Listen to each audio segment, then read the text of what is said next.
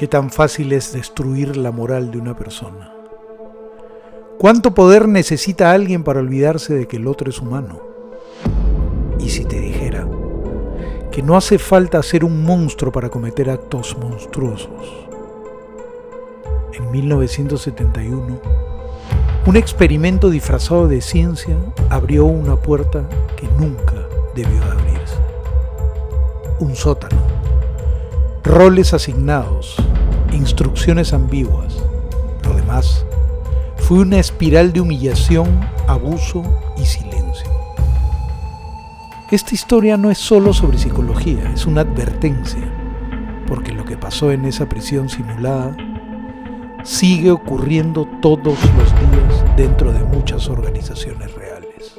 Sigue ocurriendo todos los días dentro de muchas organizaciones reales.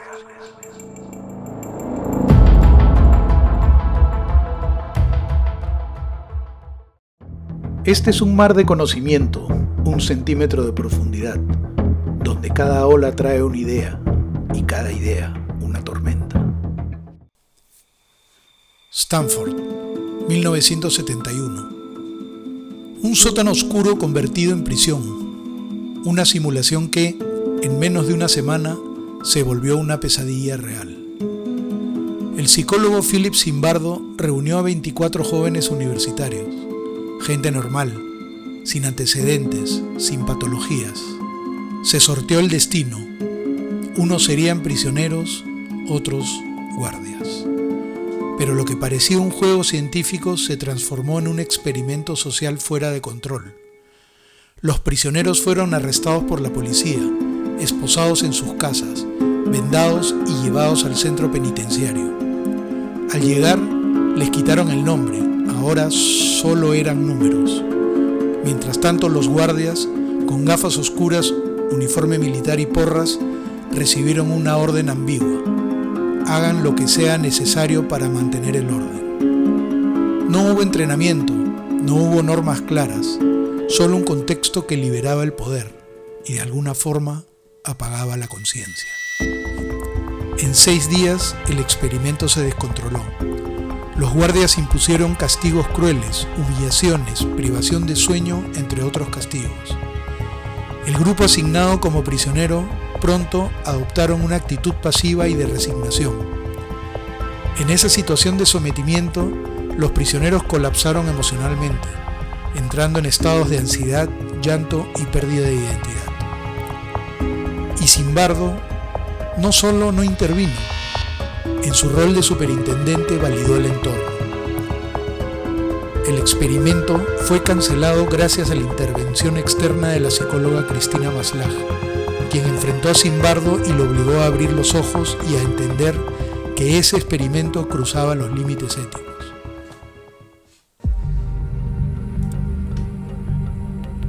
El experimento de la cárcel de Stanford no solo mostró cómo el poder corrompe, también reveló cómo la identidad se desintegra cuando se despoja al individuo de su autonomía. Los guardias, protegidos por el anonimato, se transformaron en símbolos de autoridad desbocada. Pero los prisioneros, ellos comenzaron a creer que merecían su sumisión.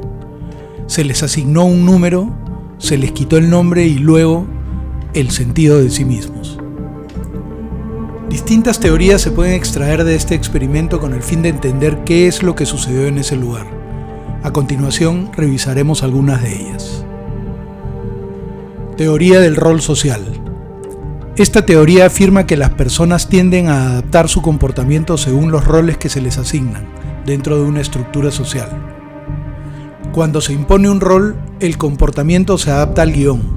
Los guardias no eran sádicos, los prisioneros no eran frágiles, pero ambos representaron el papel que el sistema les entregó. Ceguera moral. Es la incapacidad de reconocer que una acción es inmoral cuando se realiza dentro de un marco de poder, autoridad o ideología que la justifica. Los actos dejan de parecer inmorales cuando el contexto los justifica. En nombre del experimento se anuló el juicio ético. Nadie cuestionó hasta que fue demasiado tarde. Efecto Lucifer. Propuesto por el propio Zimbardo, esta teoría describe cómo personas ordinarias pueden cometer actos malvados si se ven expuestas a situaciones de poder sin control ético. No hace falta un demonio para hacer el mal, basta con un entorno que normalice lo inaceptable. El entorno lo permite, el rol lo refuerza, el grupo lo aplaude y el individuo lo ejecuta. Disonancia cognitiva. Festinger. Es la tensión mental que se produce cuando una persona mantiene dos creencias contradictorias o cuando su comportamiento entra en conflicto con sus valores. Los prisioneros comenzaron a justificar el trato recibido, decían que lo merecían, que era parte del juego. Es más fácil adaptar la mente al sufrimiento que resistirse a él. Obediencia a la autoridad. Experimento de Milgram. Demostró que personas comunes están dispuestas a obedecer órdenes que contradicen su conciencia, si provienen de una figura de autoridad legítima. Cuando una voz con bata blanca lo ordena, la gente pulsa el interruptor aunque del otro lado sepan que alguien recibe una descarga eléctrica. En Stanford, la voz era Zimbardo y todos obedecieron. Conformismo grupal. El experimento de Asch muestra cómo la presión del grupo puede llevar a una persona a negar lo que ve o cree, con tal de no ir en contra del resto. Nadie quería ser el primero en dudar, ni el primero en hablar. La presión del grupo fue una celda más, invisible pero efectiva. Normas sociales y conflicto de grupos. Experimento de Sheriff y Robert Scaife. Estos estudios mostraron que los grupos tienden a desarrollar normas internas y prejuicios hacia otros grupos cuando compiten por recursos o estatus. Al dividir y enfrentar, se crearon bandos, prisioneros versus guardias, nosotros versus ellos, y entonces ya no se trataba de moral, se trataba de sobrevivir a la estructura. El Señor de las Moscas, William Golding. Novela que retrata cómo un grupo de niños civilizados pueden volverse salvajes en ausencia de normas claras y liderazgo. No fue solo una novela, fue una advertencia. Pon a jóvenes en un sistema sin reglas claras, sin límites éticos, sin guía moral, y la civilización se desmorona desde adentro. La tercera ola, Ron Jones, 1967. Un experimento real donde un profesor creó un movimiento autoritario ficticio en una escuela para mostrar cómo surge el fascismo. En solo 3 días, sus estudiantes comenzaron a delatarse entre ellos, a controlar, a temer, porque la sumisión no necesita cadenas, solo necesita estructura.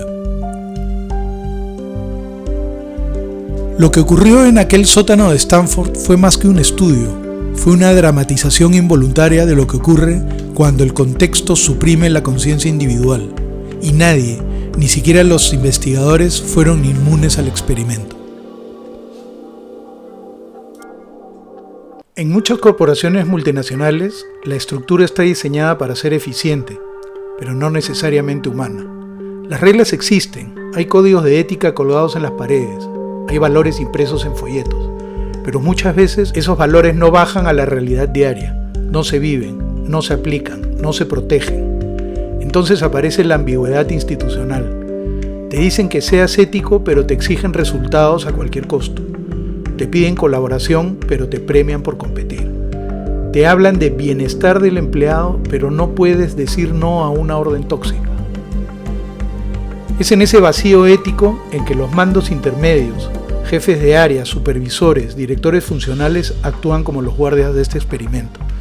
Improvisan normas, castigan o presionan según su personalidad, aplican su propio criterio moral validado por el silencio de arriba. El resultado, se normaliza el acoso sutil, se justifican prácticas de control abusivo y quienes levantan la voz son desplazados. El caso Wells Fargo lo dejó muy claro. Empleados presionados a abrir cuentas falsas, supervisores que sabían pero callaban, una cúpula que creó el incentivo y luego se desentendió de sus consecuencias. Desde la psicología lo que pasa encaja con lo siguiente: obediencia a estructuras impersonales, desindividualización jerárquica. Cuanto más grande es la organización, más invisible es el individuo. Ambigüedad normativa institucionalizada. Pero lo más grave no está en la estructura, está en la falta de liderazgo emocionalmente competente, en la ausencia de líderes con coraje moral, en directivos que no leen emociones, no protegen personas, no frenan la cultura del miedo. Y en ese entorno sin guías éticos, cada jefe intermedio actúa desde su propia escala de valores. Uno cree en la competencia feroz, otro cree en la obediencia ciega, otro simplemente sobrevive.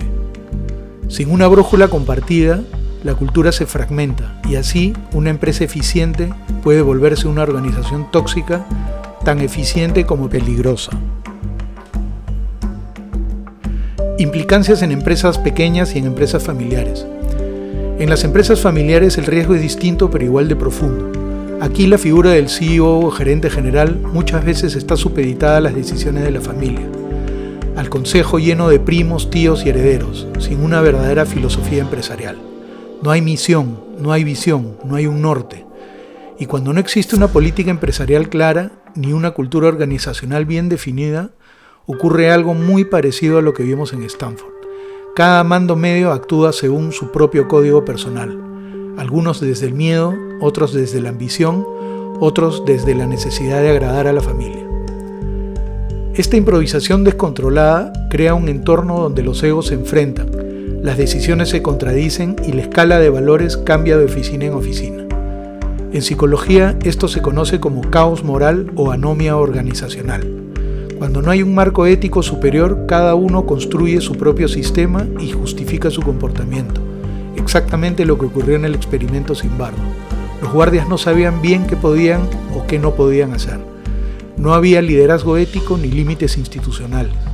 Cada uno puso su estilo y el más cruel fue el que impuso la norma. En las empresas familiares desorganizadas, la falta de estructura moral y de liderazgo firme permite que los jefes intermedios hagan lo mismo.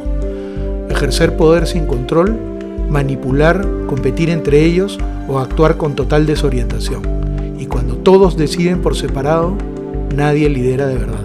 Se rompe la confianza, se destruye la cultura y se normaliza el conflicto.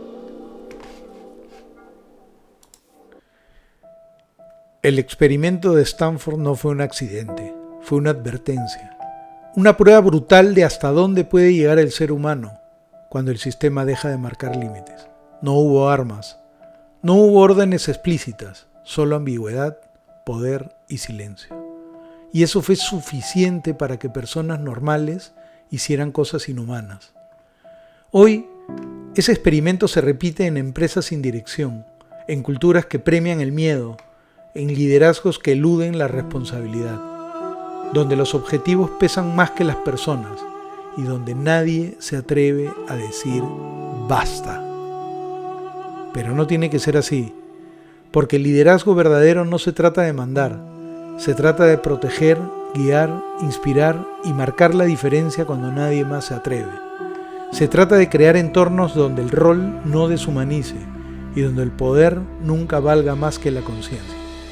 El sistema no nos hace monstruos, la falta de liderazgo sí. ¿Cómo evitar otro Stanford? Crear una cultura donde la empatía sea una competencia estratégica y no un lujo emocional. Define reglas claras y hazlas cumplir, empezando por quienes lideran. Entrena tus mandos medios en inteligencia emocional, no solo KPIs. Haz del feedback una práctica estructural, no una crisis ocasional. Recompensa a quienes se atreven a cuestionar, no solo a quienes obedecen. Construye una mística colectiva, una narrativa que le dé sentido al trabajo, que conecte propósito con acción. Porque al final, las culturas se construyen todos los días y un solo líder consciente puede cambiar el destino de una organización entera. Si este video te gustó, por favor dale like y comparte. Y así podremos compartir más contenido